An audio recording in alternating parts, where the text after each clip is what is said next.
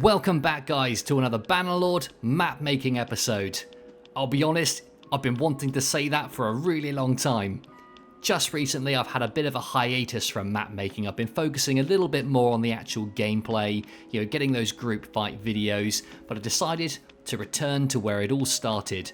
Some of my long-time viewers will remember this as one of the maps that I created when the channel first started, and we've come back to it just to review a few things. So the last couple of days, weeks, I've just been tweaking it slightly, getting it ready to actually be used in practice, because I kind of got it done, but then I noticed there was a couple of problems and I wasn't really happy with releasing it to the community in its current state.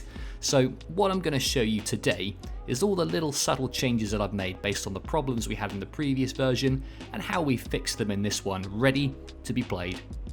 So let's have a little look around. Rather than tell you about it, let me show you.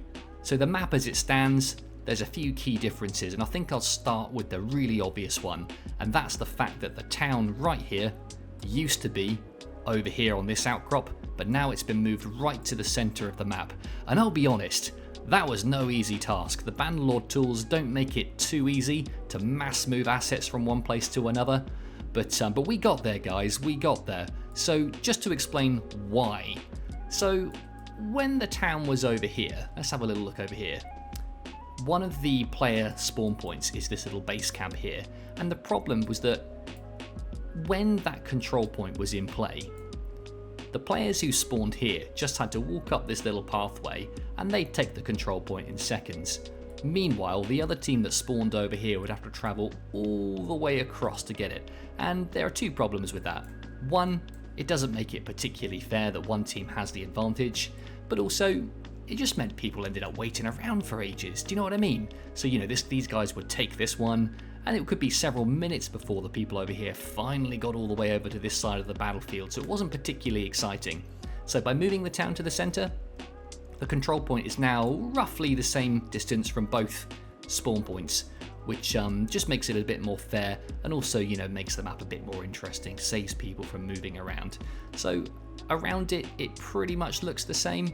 But to have redone all these kind of beaches, added a bit more elevation, a few kind of rock pools just to kind of change it up. But predominantly, it's the same. There's a few minor subtle changes, but it's the same town, give or take. So where the town used to be over here, I had to do something with this space. Because realistically, when people are heading for the control points, they're probably just going to head up here and take the most direct route. But I just thought, I might as well do something with this outcrop. It already exists, so I've turned it into a nice little coastal path. There's a few little stones that you can walk by, and as you move to this section, there is a kind of farmyard that you walk through with a few huts, a little kind of growing patch out the back. There's an interior to this. Nothing in here currently, but I might do something with this before it gets released into the wild. And then, a nice vegetable patch that players can walk through. So, as it's so far away from the control points, the likelihood is, people will just be moving through this space rather than fighting here. And they've got obviously a few options to go around all through the fences. Okay, so one of the nice things about the new town position is that it puts it right next to this little Stonehenge that I created right in the middle of the map. So this actually is one of the control points still, but because the town was right next to this, I thought, do you know what? I might as well just create this nice little valley that goes between them. So if you're heading towards the town, you've got some kind of lowlands and highlands, so archers up here would probably stand a pretty good chance of firing down. It also just means that if you were an attacking army, the defenders could sit here, hold you at the choke points, but you can always go back here, come back round the other way. So very much maintaining that kind of multi-avenue of attack mentality that we had in the rest of the episodes for this particular map making episode. So yeah, all in all, I'm really happy with those updates. I think it's made this into a much better map as a result. So there's not too much more stuff to go through. If I head over to this side of the map, I did move the spawn point, which used to be up here where this big circular patch of grass was, but I've moved it slightly closer, and that's just because with the town's new positioning, I wanted to make sure the distances between things were even, and also by moving it slightly this way, it moves it a bit further away from the final control point, which is the castle on the hill. and that just basically helps make it a bit more even, because these guys have to do a bit of an S kind of shape to get there, and it takes a bit longer, and moving this away ever so slightly just means that distance to get there is approximately the same for both teams. So yeah, quite a good update in my mind. Really, other than that, the only other minor visual update is the boats you can see in the distance there. I thought it was quite cool just to kind of add some ships really far away, just heading out into the sunset, you know what I mean? I thought it looked quite cool, almost kind of told a story that, you know, maybe travelers are constantly heading out to sea and coming back in, and maybe this is just a port that they sometimes stop at, you know, on their way inland to maybe a main city that's further around the corner. Yeah, before we end, let me just give you a nice kind of sweeping shot all the way through the landscape. So if we start at this side, we'll travel all the way through from start to finish.